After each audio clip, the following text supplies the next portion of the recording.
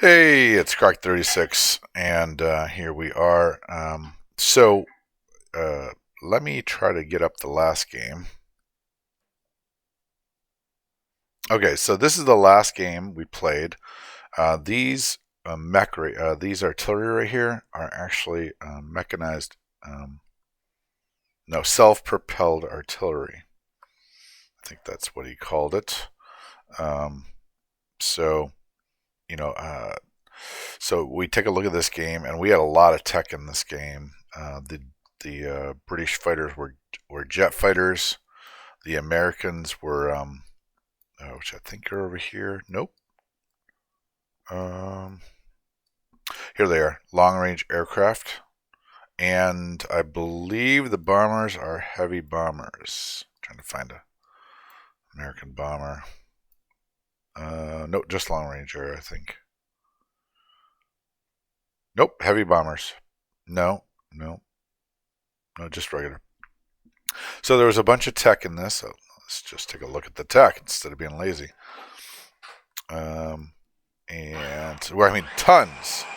So shipyards, long range, heavy, and rockets for the Americans. British had jets and radar. Germans had super subs and improved artillery supports. Russians had war bonds. Okay, so a bunch of tech in the game. And I thought, I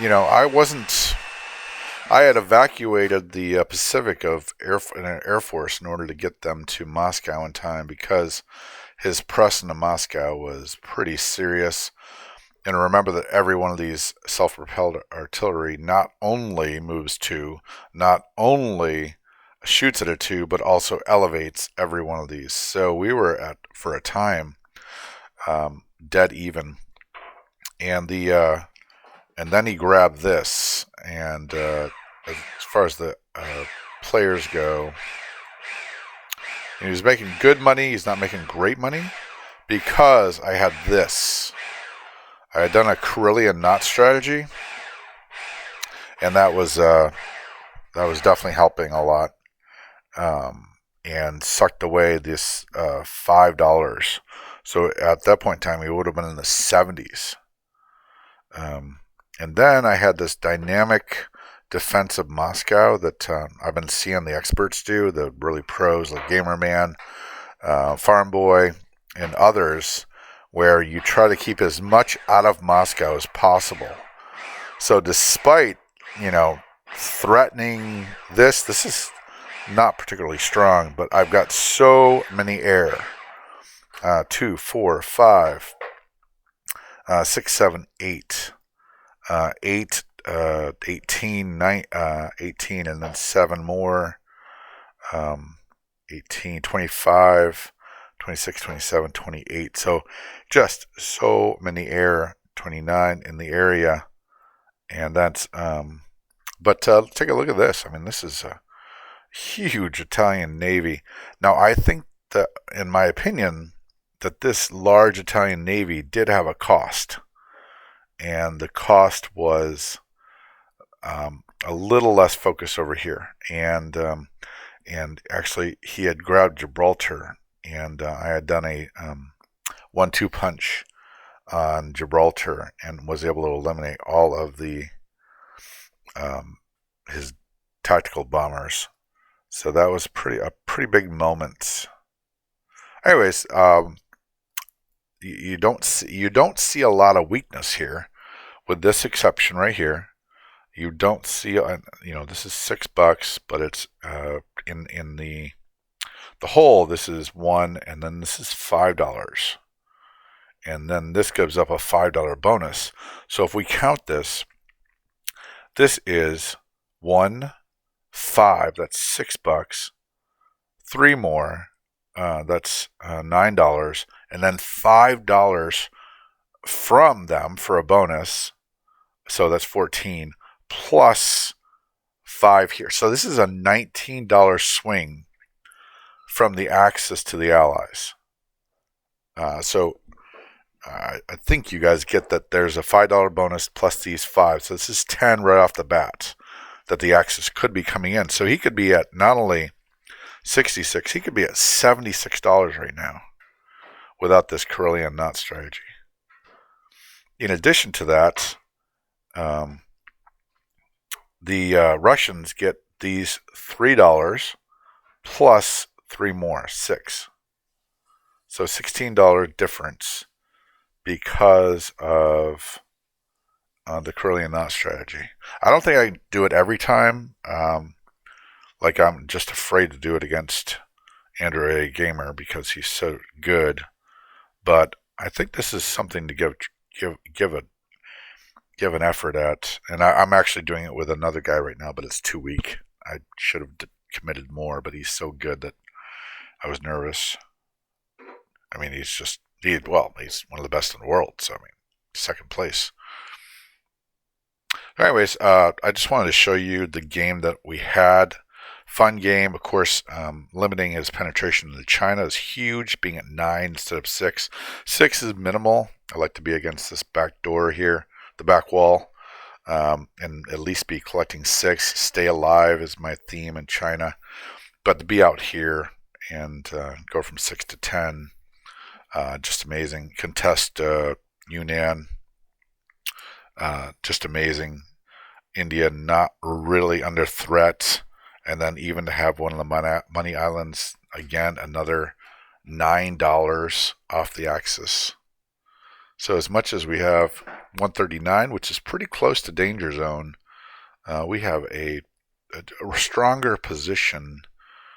We own Carolines.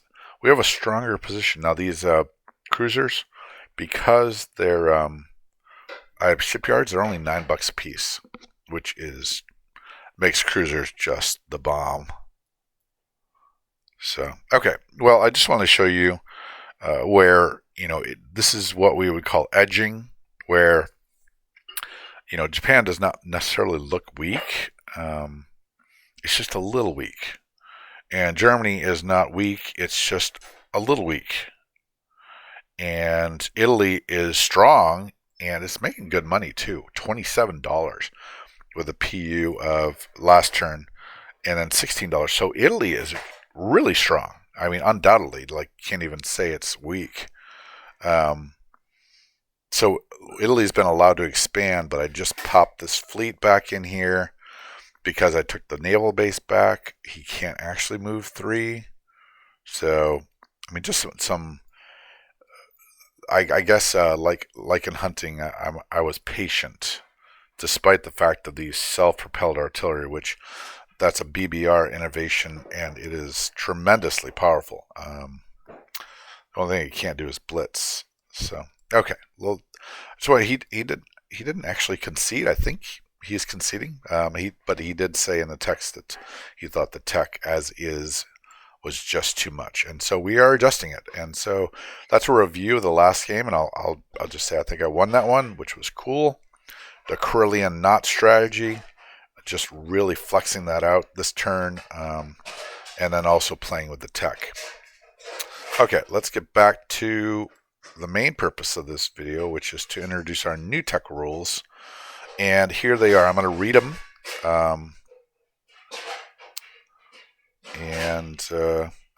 So we are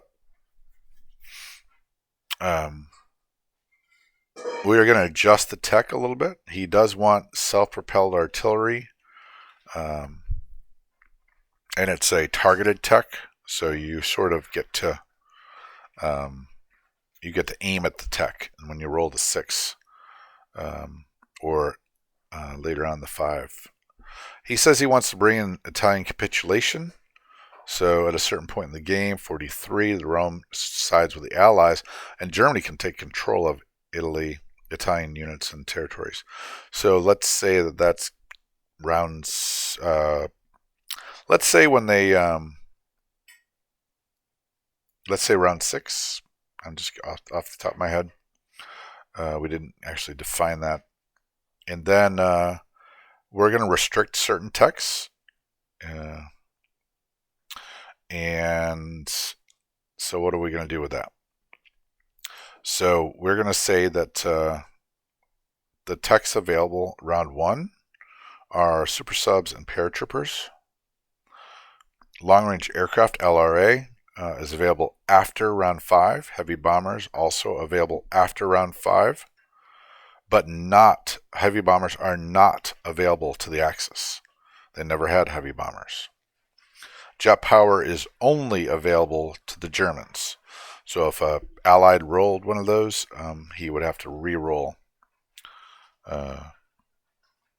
War bonds is only when a nation is at war. So, for instance, Russia cannot get war bonds and then receive them until they're at war with Germany, because you obviously can declare war.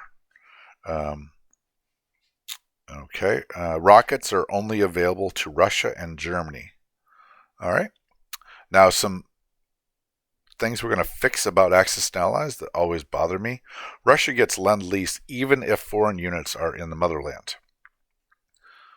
So that whole thing about you get one foreign unit in Russian patriotic. The patriotic restriction is not the case. The Axis must be at war to convoy, so you can't do this silly 125 thing where you put a warship in. You're not at war, but you still take $5 away from the Russians. Excuse me. Now, also, the Axis must be at war to be on Russian soil, originally Russian soil, so you can't do the cheap, Italy's going to move in eastern Poland, and then you're going to move in with all your German troops and still receive a $5 bonus for not being at war, which just is, just silly, right? You can only capture capital money once. The other times after you capture it again, for instance, France, it makes it so that no one wants to liberate Paris because then he'll get $12 or whatever, however much money again when he retakes Paris. So the second time you retake, you would actually be losing it. I gotta pause this. Why is my ringer off? Hello? Hi, how are you? Okay, so just reading through the rules. There's another one too. I just came upon. If there's a declaration of war, and and the sea zone is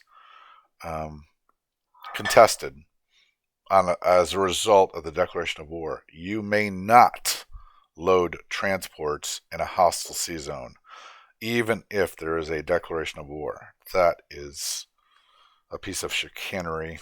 I don't know how it got past the rules, but hostile sea zones are hostile and you may never load transports. Can you imagine? Hey guys, load up. There's just some submarines over there. I'm sorry, not submarines. Some destroyers over there and some battleships that we need to fight. But get on those boats. I mean, kind of silly. And then ships. All ships can carry one marine, and marines cost $4, and they attack at a 2 on an amphibious assault. All right, that's it. So again, let me just review them all with you. We do have some tech that are restricted to nations that are historically driven. So, for instance, all nations can have super subs. Only Germany can have jet power. You'd have to re-roll that dice. Shipyards are available to only the United States. Long-range aircraft and heavy bombing can't happen until after turn 5. Rockets are only Russia and Germany. We're thinking the Katushkas as well as the V2s and V1s. And then increased war bonds can only happen when you're at war with Germany. Thinking particularly of Russia here. Right, this is specific to Russia. All the other war bonds could be used as long as you're at war with somebody. All right, that's it. And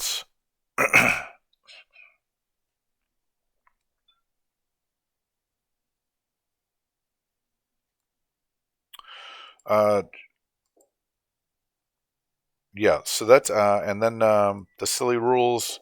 125. You cannot convoy until you're at war.